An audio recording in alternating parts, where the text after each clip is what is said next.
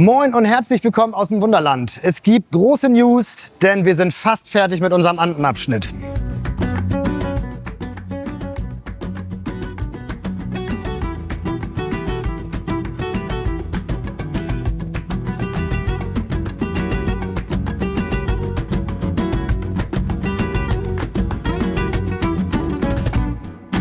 Beim letzten Anden-Update, da gab es hier noch die Staubschutzwand, es war noch alles eingerüstet, es war ganz viel Stahl und Holz zu sehen. Jetzt werden erste Bäume gesetzt, Häuser sind bereits fertig und ja, wir kamen auf jeden Fall auch an unsere Grenze teilweise, denn wir mussten nicht wirklich überlegen, was machen wir denn, wenn das Gerüst abgebaut ist, kommen wir nicht mehr wieder hier oben in den 4 Metern Höhe so gut ran und können da nicht weiterarbeiten. Ne? Dafür haben wir uns natürlich auch hier diverse kleine Sachen überlegt, coole Tritte, wie auch unser Bahnpersonal später dann hier in der Anlage langlaufen kann. Und guckt euch das mal an, wie riesig das hier alles ist. Wenn hier mal ein Zug in dem Tunnel entgleist oder so, müssen wir natürlich auch gewährleisten können, dass man da rankommt. Da haben wir hier eine tolle Klappe aus GFK gebaut. Da wurde richtig der Gips abgeformt und hier kann man natürlich dann schön an die Gleise und Züge ran. Naja, und unter anderem haben natürlich auch Lennart, Rico und Luisa sich hier so ein paar coole kleine Gimmicks überlegt. Na, also da gibt es auf jeden Fall auch einiges zu entdecken für euch, wenn ihr mal hier zu Besuch seid. So, jetzt gerade bin ich hier noch dabei, eins der letzten Teile für den Regenwald zu gipsen. Das ist nachher die oberste Spitze für einen großen prominenten Berg an der Wandseite. Das ist nachher der Angel Fall, also der höchste Wasserfall der Welt. Das wird sich hier so abspielen. Aber wir sind jetzt eigentlich wegen der Anden hier und das schauen wir uns jetzt mal an. Jo, als wir das letzte Mal hier waren, war ja alles noch weiß, roher Gips. Wir waren mitten dabei. Wir haben die letzten Wochen eigentlich dauerhaft damit verbracht, hier jetzt alles zuzumachen, zu kolorieren, zu begrünen. Hier sind zum Beispiel Salzterrassen, Maras Salzterrassen. Die sind seit 500 Jahren ununterbrochen in Betrieb. Das hier ist der Rainbow Mountain. Das ist auch eine ganz prominente Stelle in Peru. Riesen Touristenattraktion. Das haben wir hier auch dargestellt. Da haben wir teilweise jetzt fluoreszierende Farben benutzt, damit das dann bei unserer Nachtbeleuchtung halt nochmal trotzdem mitstrahlt. Das sieht ziemlich cool aus. Echt was Besonderes. Und genau, deswegen sieht das jetzt hier so bunt aus. Man denkt erstmal, was ist das? Aber das gibt es wirklich so in der Realität. Also hier sind wir jetzt gerade an einer meiner absoluten Lieblingsstellen in den Anden. Zum einen ist es ein absolutes Gemeinschaftsprojekt. Also hier war wirklich fast jeder aus dem Team irgendwie mit dran beteiligt. Also Leon hat hier eine Brücke gebaut, Nick hat eine Brücke gebaut. Den oberen Teil hat Felix gegipst, hier unten habe ich gegipst. Axel war noch mit dabei, weil wir hier ein K-System haben.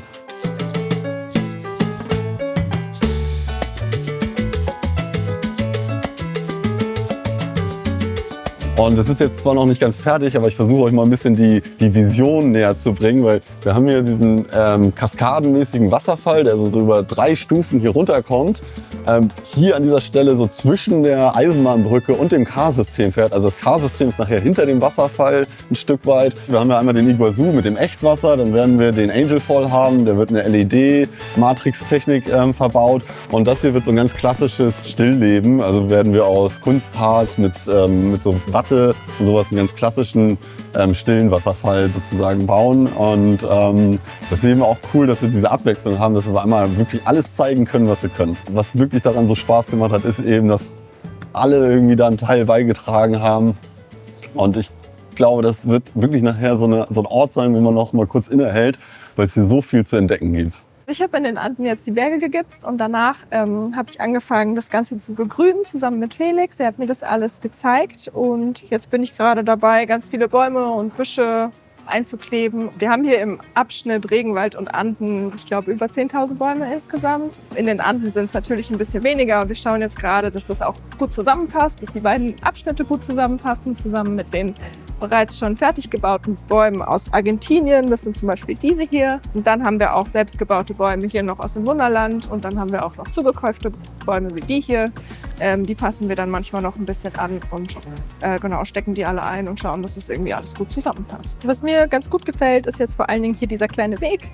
Da kann ich es mir ganz gut vorstellen, wenn man dann hinterher hier ein Foto macht von unten, dann sieht das ganz nett aus, wie die Figuren ganz nah am Grünzeug entlanglaufen. Und dann sieht man hier gerade noch so das Haus rausscheinen und der Baum ist dann so knapp überhalb des Hauses. Ich glaube, das wird ganz nett aussehen. Und dann kommt man hier so schön die Treppe zwischen Regenwald und der Todesstraße runter. Und ja, die Krux ist ja, dass hinter diesem ganzen Felsmassiv ja direkt unsere Atacama-Anlage steht. Das heißt, wir können nicht noch im Berg irgendwelche Treppen reinbauen, um vielleicht oben mal irgendwo was zu reparieren oder an den Zug ranzugehen. Und da hat Manu sich was richtig Tolles ausgedacht. Und zwar eine Klappleiter, die wir hier an verschiedene Punkte in der Anlage aufs Geländer aufsetzen können. Ich zeige euch das mal.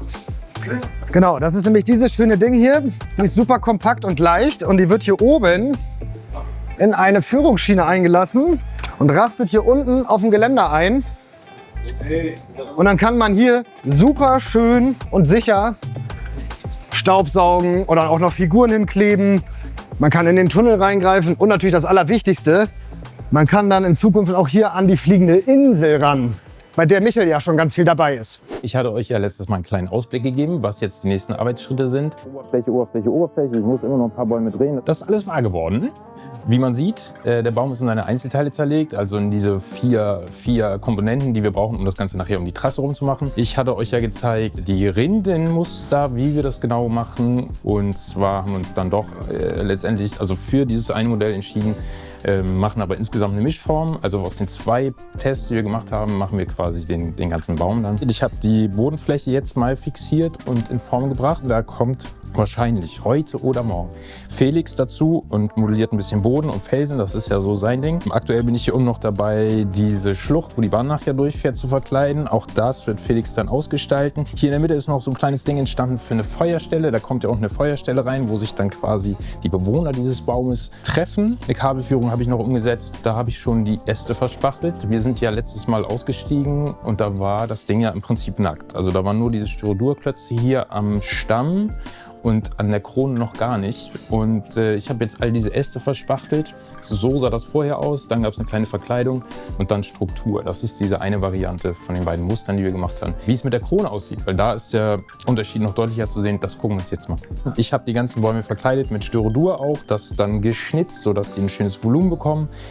Das ausgefeilt quasi bis in die Astspitzen. Dann habe ich das alles gespachtelt mit Spachtel mit ein bisschen Füllstoff drin, dass wir da ein bisschen Struktur bekommen. Das kann man jetzt hier sehen, das sieht schön rindig aus. Das habe ich dann einmal grundiert. Und dann habe ich da Bäume aufgesteckt.